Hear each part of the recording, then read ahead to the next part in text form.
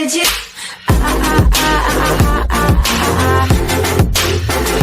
Anything you want. Today we have a guest whose expertise is perfect for what we seek to do here at the Great Reset Report.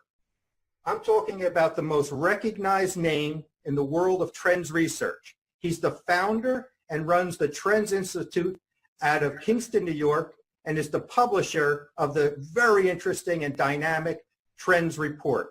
Of course, I'm talking about Gerald Celente. Gerald, welcome to the show. Thanks for having me, Chris. Gerald, it's great to have you on. I mean, the timing and what you do is just so perfect for what we seek to achieve here. And I usually like to start off with this, Gerald. You know, a term like the Great Reset is really being used by a lot of people who consider themselves pundits and analysts. And sometimes everyone's got a different definition of it. So before we kick things off, a couple things. I actually think there's a few camps when it comes to the Great Reset. There's those people that think everything is fine, the Fed and the institutions in place are vibrant, are secure, and there is no Great Reset. Then there's those who think things are pretty good, the Fed, the institutions, they're in control, and maybe there's a little risk of a Great Reset. Then you have those who think there will be a Great Reset, it's just down the road. And then the last camp is not only is there a Great Reset, but it's happened, it's already in play. So just to kick things off, what is your opinion on the reality of a Great Reset, and how would you describe it? Well, look around the world, and what do they call it? Anti-establishment movements. And that, to me, is what it's all about. The system's not working at any level. If it was, would we be in the kind of condition that we're in? So you could start, for example, in the United States. Look at the people. Look what's happened to them. Look at the shape of the nation. I'm talking about the average person. Look at the dress, the style, the physical shape, what they eat, what they do, what they watch, what they listen to. It's the bottom, and the bottom keeps getting lower.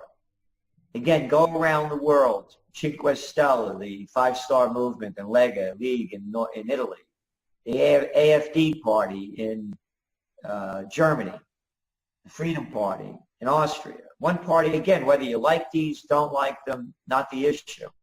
People are tired of the establishment. It's not working. You know, it took the Black Plague, the Great Death of Europe, to bring on a renaissance.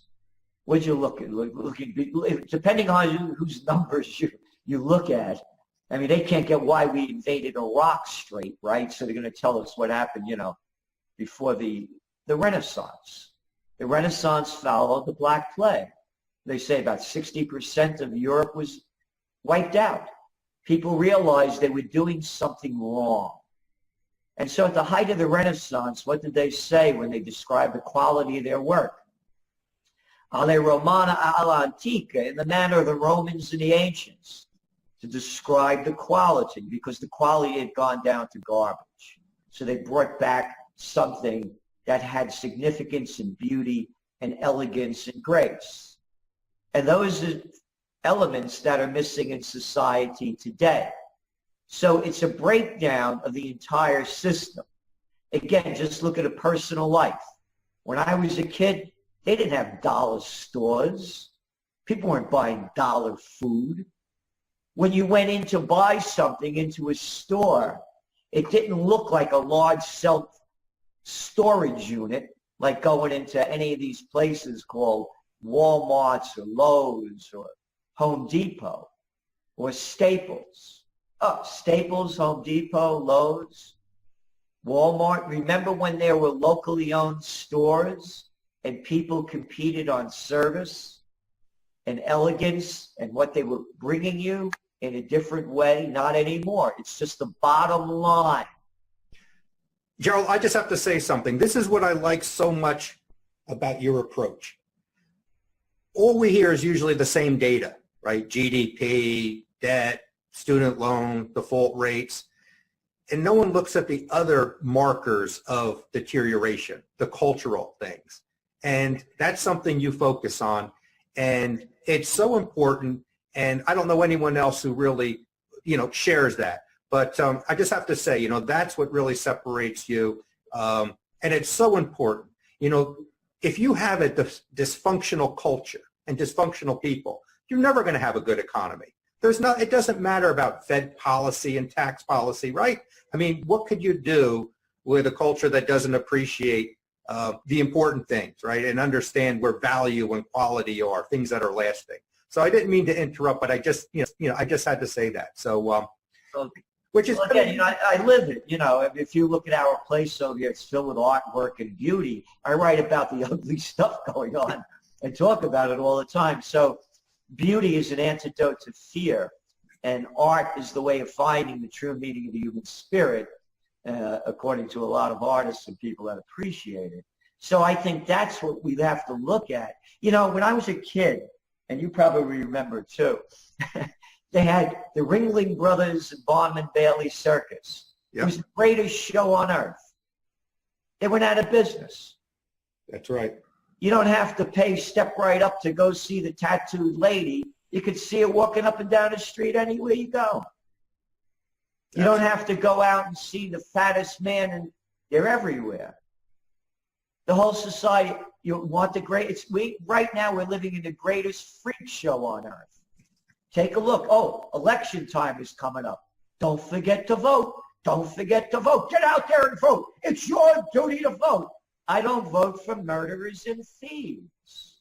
I don't vote for Bloods and Crips or Democrats or Republicans with track records of nothing more than one murderous war after another and stealing our dough to give to their friends. What am I, 6 years old?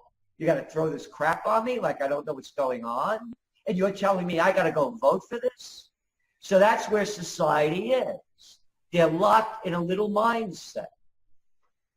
Look, if this education system of ours, and I pay ridiculous taxes up here, was worth anything, do you think that we'd have the problems that we have? So at every level, there's societal breakdown. And all the government is a reflection to me of what society has degraded into. That's another point regarding your research. You describe yourself as a political atheist, right? Which is really critical. There are too many people who are presenting themselves as analysts, but really have an agenda, right? They really have a side that they want to make a case for, which is, if you're going to try to be objective and look for opportunity, and, not to boil it down to just financial opportunity, but you need to be objective. So, that's another value that you bring to the table. Something you said a few minutes ago, and maybe you can expand upon, right? So since 2008, we're 10 years after this so-called financial crisis, and, the banks made out great. They were bailed out, and people made obscene amounts of money in that small segment. From a financial perspective, what is the state of the average citizen right now? Well, everybody knows the data. I mean, there's no middle class has shrunk dramatically. People can't afford between $400 or $1,000 in debt. The 95% of all the wealth created since 2009 has gone to the 1%.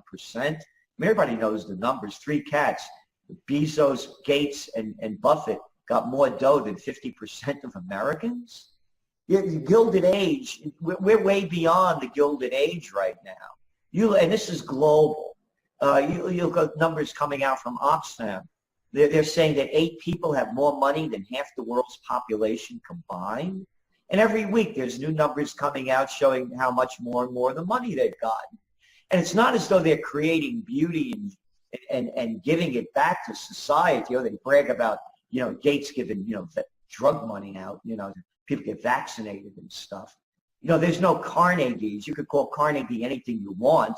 Had a terrible track record in a lot of ways. But there was a thing called the public library system. Yeah, they still did contribute something, right? And look at the beautiful buildings that they built. Everything was gorgeous. So they're not giving back anything. This guy Bezos gives back.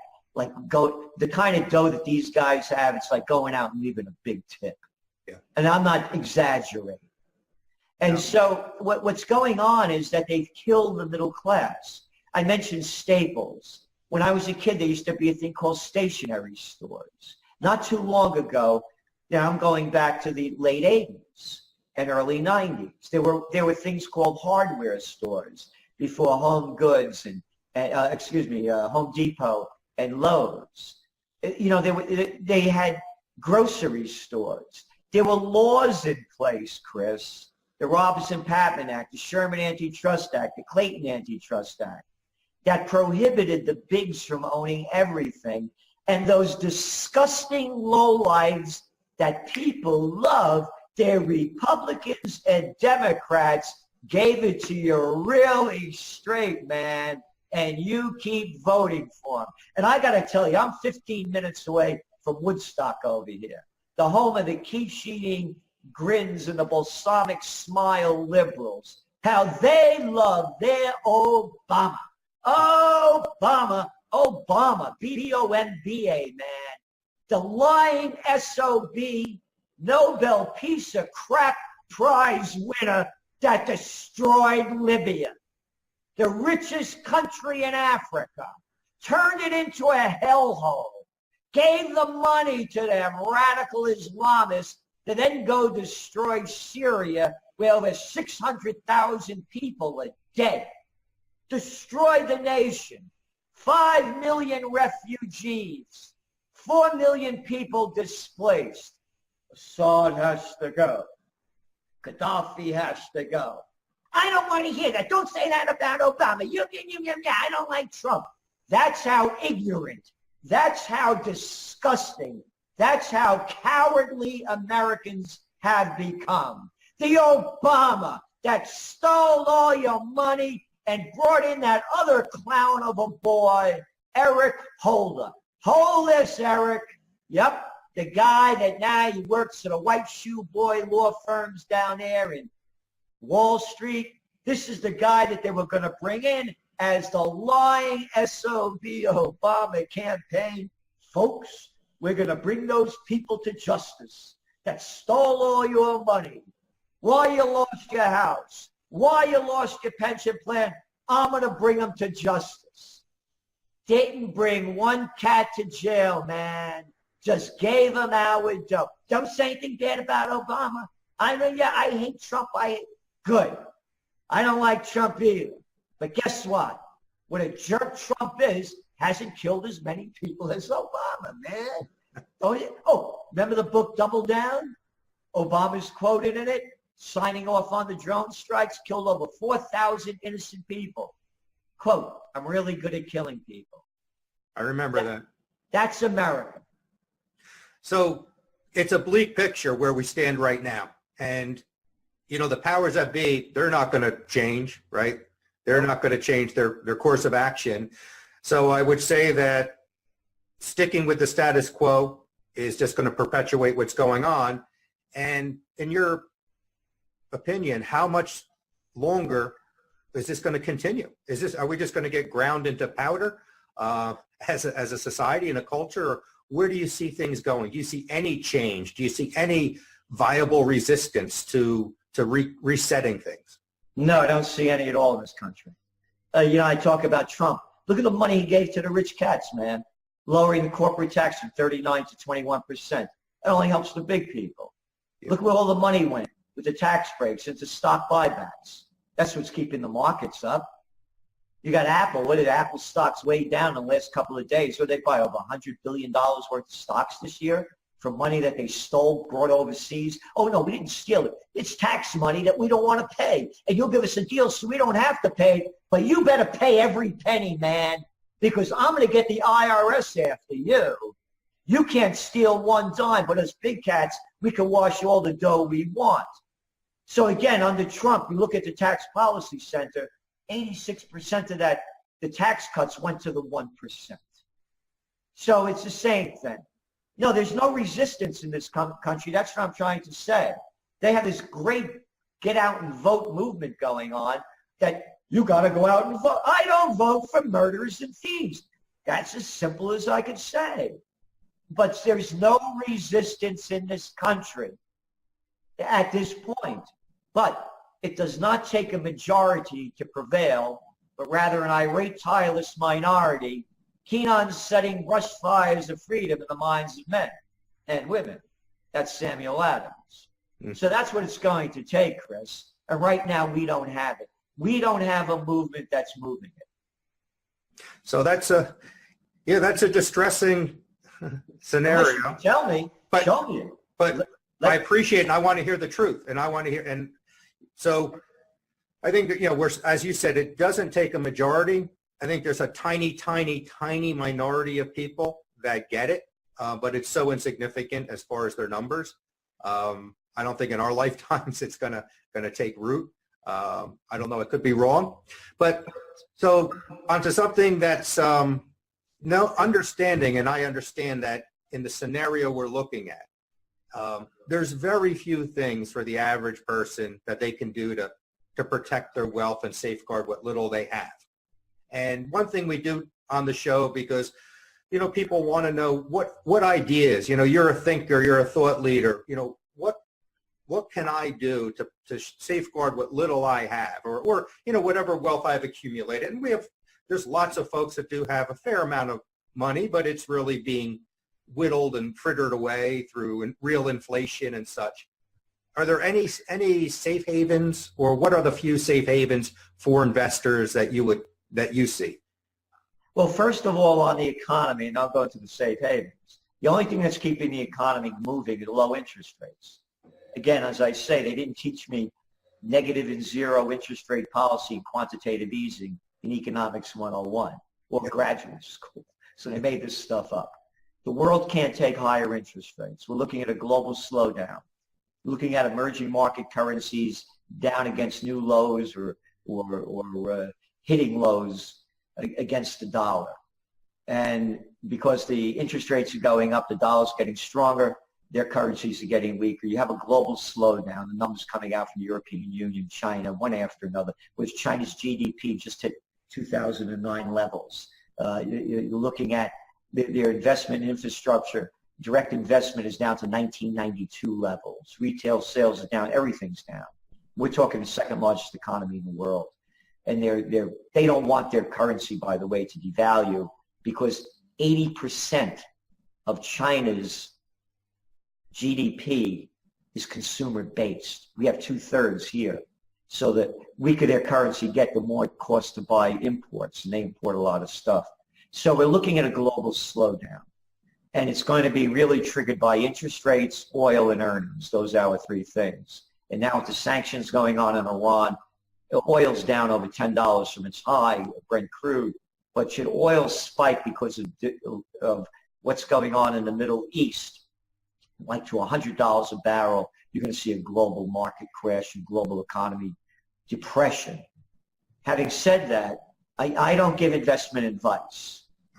If you watch our forecast in the Trends Journal and our Trends in the News broadcasts, I've been saying for the better part of the year, the bottom of gold is around $1,200. And it hit 1185, so we were right there. And we believe gold is at the bottom. Gold prices have to stabilize, obviously, above the 1,300 mark, but we don't believe gold is going to really spike until it hits $1,450 an ounce. That's our breakout point, which is not able to do in over 5 years now. So that's the breakout point for gold. To us, that's the ultimate safe haven. The mistakes that I've made in my life as a forecaster, I believed, for example, after the panic of '08, and by the way, I coined that term in 2007. I took the domain name out. I thought things would continue to crash. Again, I didn't know about zero interest rate policy, negative interest rates, and quantitative easing. Because tracking trends is an understanding of where we are and how we got here to see where we're going. So we never got here before with negative, zero, and quantitative easing. So that's the mistake I made. I'm mentioning that because real estate. When this thing goes down again and real estate prices go down, the mistake that I've made in the past is that I could have bought really prime real estate like in New York City for almost nothing. And I didn't, because I thought things were going to go down and keep going down. So to really stay tuned and to see what the changes are happening, because in the long term, real estate has shown to pay off. And there'll be a definite, there's a downturn already in real estate. They can't take 5% mortgage. You're looking at new mortgage applications, new home building, existing home sales, one after another, they're down. Southern California, you're looking at numbers down 22% across different aspects. Silicon Valley area, down. The amount of new homes going off the sale up like 100%. So that's California, and they're doing really well. So that what I'm saying is, but look how high the prices have gone. So to me, gold and real estate, those are two hard tangibles. And I've been buying gold, by the way, since 1978. So, I've been in it a long time. Well, I think, and I think they're a perfect complement to each other, right? One is very divisible and portable. The other, obviously, is completely the opposite. I believe, and, not giving investment advice, but this is the time to kind of put the wealth in gold, let the collapse happen, come out the other end financially whole, and then you move into real estate. Key to real estate is buying at the right price. You buy it at the right price, it is probably the ultimate investment. So I would agree, that's a good strategy. And the thing about precious metals, I don't know how you feel. There's a lot of people who are right about precious metals, will be right in a big way. There are some people that say, well, they haven't really gone up as much as they should or been forecast. I also think if people really step back and look from when the secular bull market began in 2002, gold has still done quite well, even though the last year or so it's kind of in this tight channel, as you pointed out. And I think, and you said it yourself, I believe, I won't put words in your mouth, when you're in a tight trading range like this, eventually it breaks out. It could break to the upside or the down, but the fundamentals point to the up. And when it breaks out, they usually break out quite violently. And I don't know what your feeling is about, timing. And I meant timing in this sense. It's our opinion that the physical precious metals market, from our work in it, is really there's not a lot of availability. And I think investors may make a mistake where they wait too long. They want that confirmation where they see the masses coming to the realization they need gold. But in our opinion, for the average investor, it won't be available to them at that time. Do you have any thoughts on that as far as, the real availability of gold, the real supply, and how readily available it would be in that true financial crisis that we see coming? Oh, in a financial crisis, it'll be very rare and very expensive. And the numbers that just came out with the amount of gold that central banks have been buying over the last several months. It's way up. And from, I think, Kazakhstan to Russia to, you name the country, they're buying up more and more gold. Again, it's the ultimate safe haven asset. Gold, life has its ups and downs. One time in my career when I got blackballed, I used to be on Oprah, the Today Show, Good Morning. I used to be on everybody. And I said what would happen with the Afghan war, and that's when they started pulling me off for a long time. And I said, if Alexander the Great couldn't pull it off, if the British couldn't do it, the Russians couldn't do it, what makes you think America's going to do it? It's going to be a war that never ends. We'll just be bogged down there. Of course, 17+ years later, here we are. And so they didn't want to hear that. I'm mentioning this because, one time I had to borrow some dough. And what I did was I went to friends. And I said, listen, I'll give you this gold and loan me the money. And here's the deal. Pay it back in 3 years, 2 years. And if I can't pay it back in 2 years, you keep the gold. And if the price goes down, I'll pay you the difference. And these are friends. Yeah, sure. Friends aren't going to loan you money without any collateral. Sure.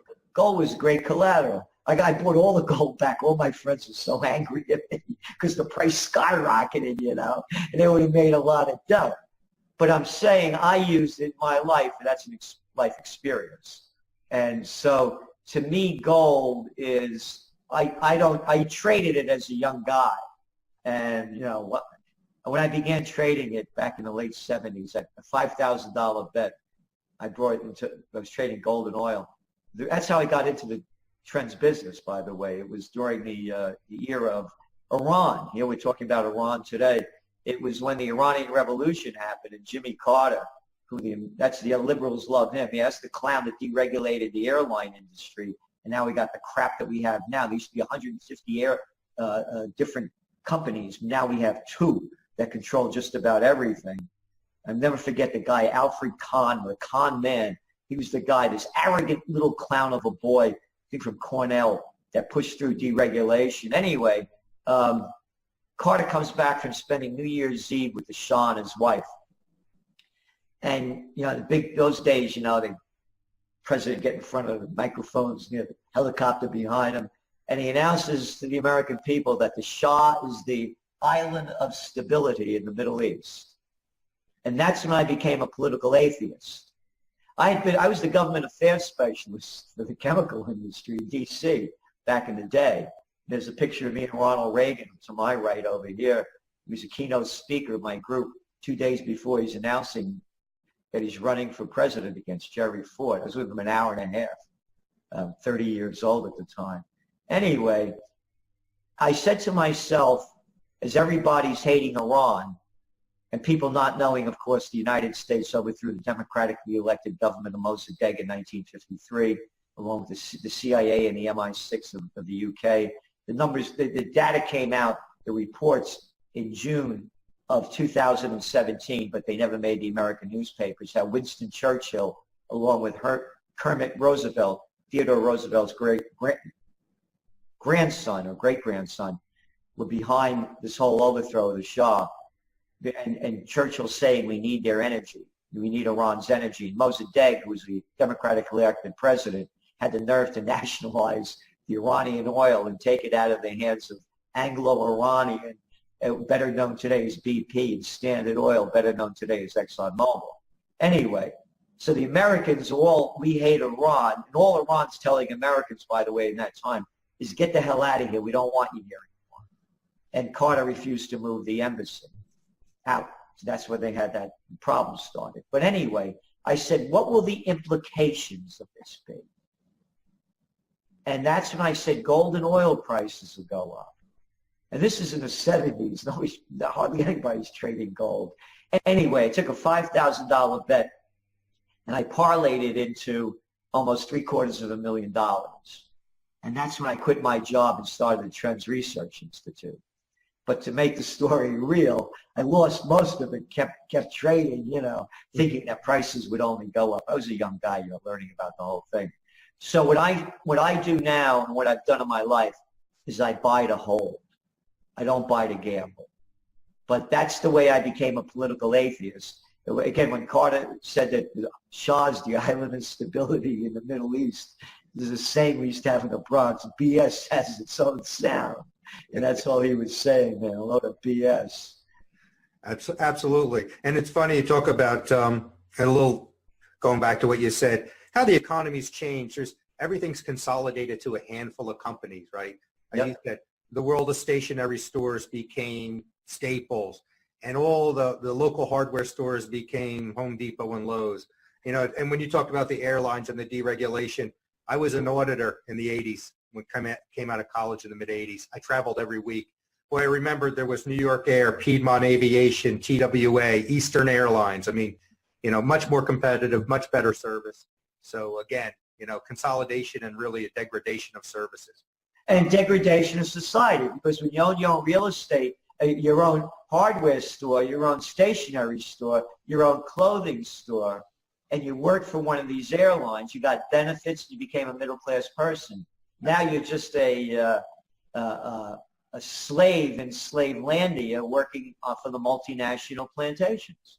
You're basically, you go into these stores, the people that work there are basically disinterested, right? They're disinterested. It's not like when you went into the local hardware store and you dealt with the owner, right? And he took pride in what he did. And he knew everything on every shelf. He knew how to help you. Totally different experience.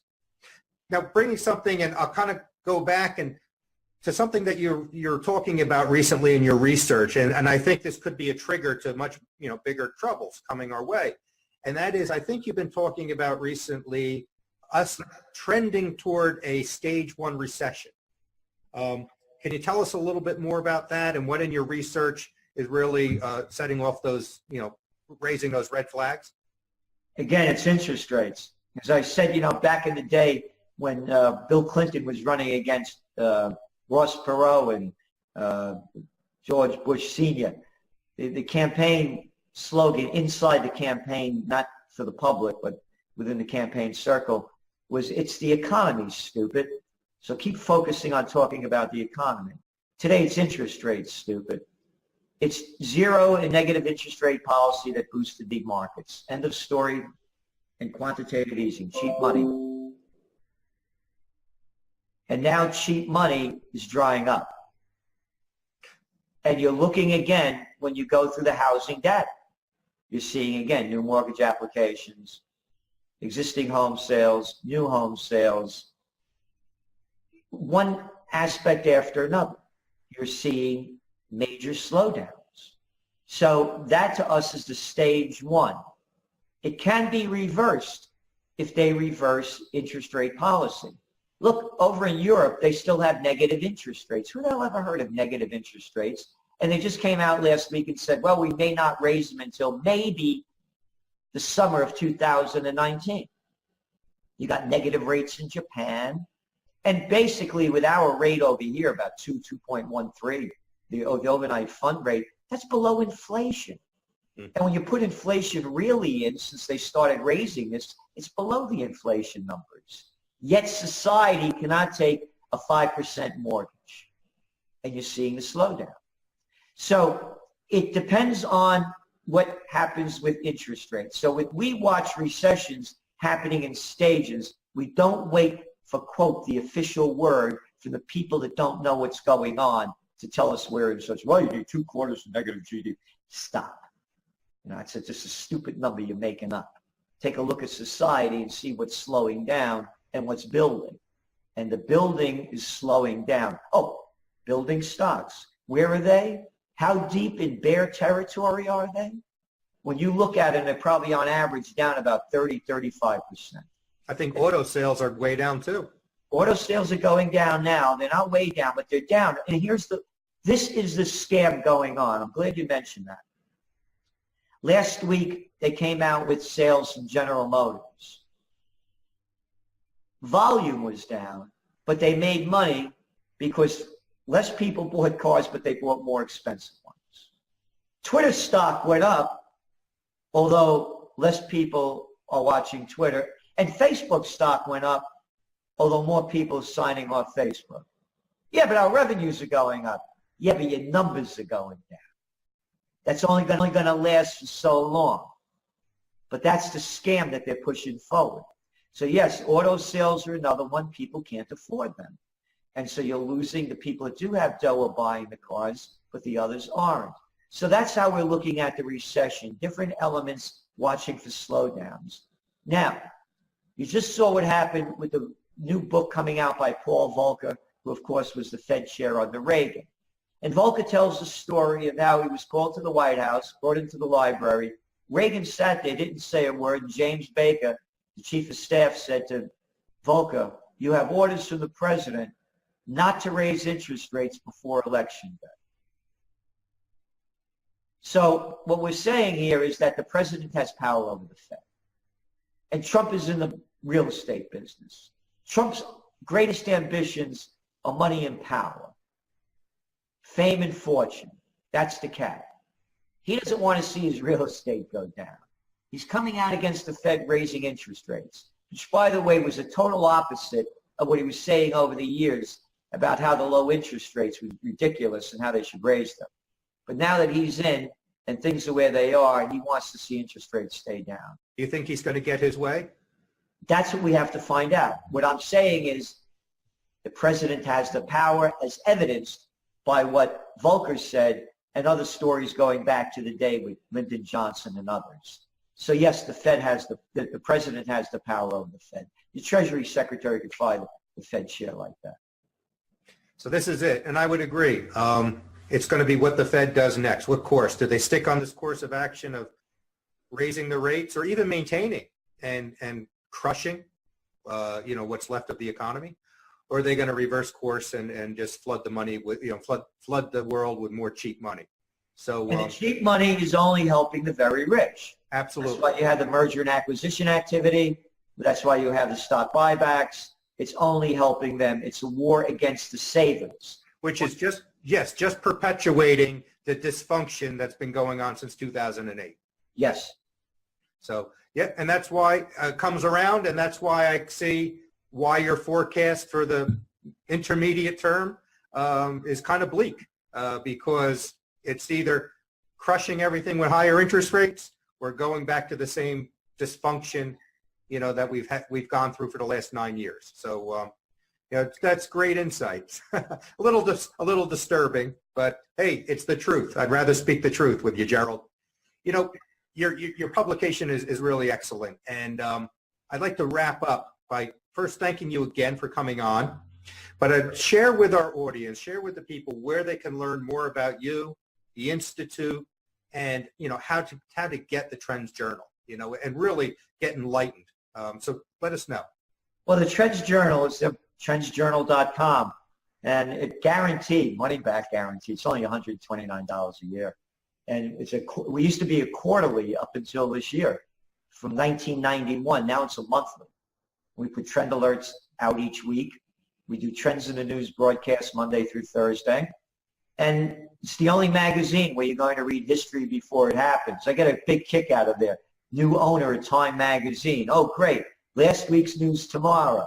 The Trends Journal is the only magazine where you read tomorrow's news today. And the Trends Research Institute, we have other services, of course. We do consultations and other kinds of services for businesses and individuals. So you can go to trendsresearch.com or trendsjournal.com. You get to the same place.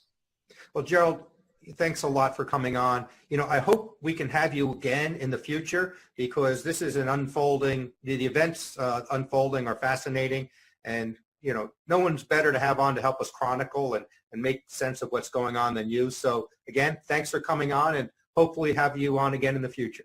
Well, thank you, and thank you for all you do, Chris. Thanks. Take care, Gerald.